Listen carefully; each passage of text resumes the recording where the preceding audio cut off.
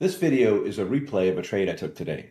Now, it probably goes without saying, but I'll say it anyway. I am not a financial advisor, and trading entails risk. Just because I got these results today doesn't mean that I can get these every day, nor that you can. Remember, the entire premise of the investing project and the $1 million experiment is that I am not an expert, and yet I am learning how to do this. So for heaven's sake, don't just blindly copy me. Instead, find a mentor, someone who is an expert, and join their community. Pay for their mentorship. This approach has worked very well for me, and it likely will for you too. So use this video partly as education and partly as inspiration. After all, if I can learn this, you can too. Greetings all. So this was this was another day of everything just rising and rising. So interestingly, over on the well, there's the NQ, which has of course gone up for I don't know what 12 days straight, and it looks like it's got a little bit of a pullback, not much, a little bit, and the ES same sort of thing.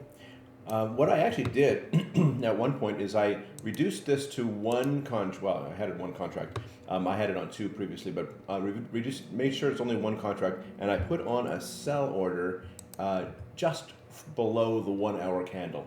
I didn't love it because it's still going to be like double the range. It's not going to be 15. It's going to be 30, roughly, of 30 handles of risk, which I don't think is great. But on the hourly, I'm generally willing to accept that because the hourly is generally more reliable as an indicator. Certainly looking at the 15-minute, it was really hard, and the 5 minutes been so hard to figure out where to put a trade. I just get faked out so often. However, the main spoiler alert here is that even though I had that in there, it never did drop below that. It just went off and rebounded. And if you look up here at the NQ, it's on its way back up again. And so I ended up just saying, look, this is probably the textbook definition of forcing a trade. So I'm just going to get out of this and not play in that game. Now over here, meanwhile, on the YM, it had gone down way more than relatively speaking, than the NQ and ES had. At least it seemed that way. And so, as a comparison, I thought, well, it's in a better spot to rebound. In fact, if you look at the NQ and the ES, but particularly the NQ as the leader here, it's already rebounding strongly. And over here, I thought, okay, you know what? I'm not quite willing to trust one 5-minute bar, but I said, okay, if I put my buy at the top of the next two 5-minute bars, maybe it's real and maybe it'll catch up. And so that's actually what I did. And so here we are at, let me play this, speed this up a little bit and get it going. So we've got 2 minutes, 1 minute. Okay. I've missed it already.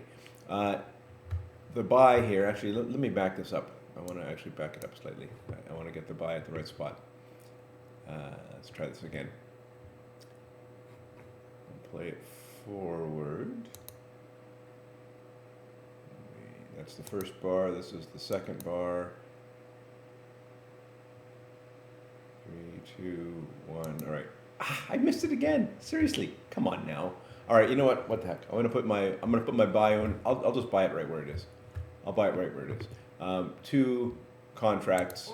It's a little bit late. In reality, it should have been a few points earlier. So whatever. I'm gonna put that there. I'm gonna move this to.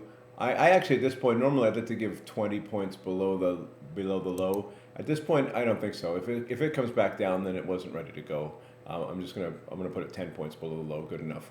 And that is a risk of, I don't know, it's about 70 handles on two contracts, so it's a risk of about $70. And of course the target is way up here, 400 points up, which would be $400 up. It doesn't ever get there, but that's where the target is. And I just let this thing go, and sure enough, if you look at how the NQ was doing, it pulled back a little bit. It wasn't quite sure what it wanted to do, and then it just took off, went straight to the moon. So if I zoom in on this, we can now look at this more in depth. So I'm going to slow this down a little. Oh no, I'll just let it go.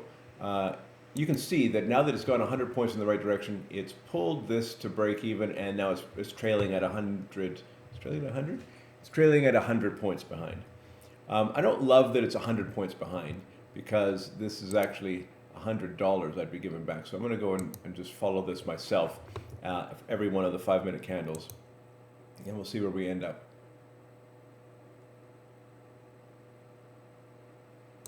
Oops, okay. Now I gotta move this up here to the bottom of this candle. So really, if I'd done that, I'd already be out, I think, or very close to it. Yeah, okay, so I'm out. And that was out with a $95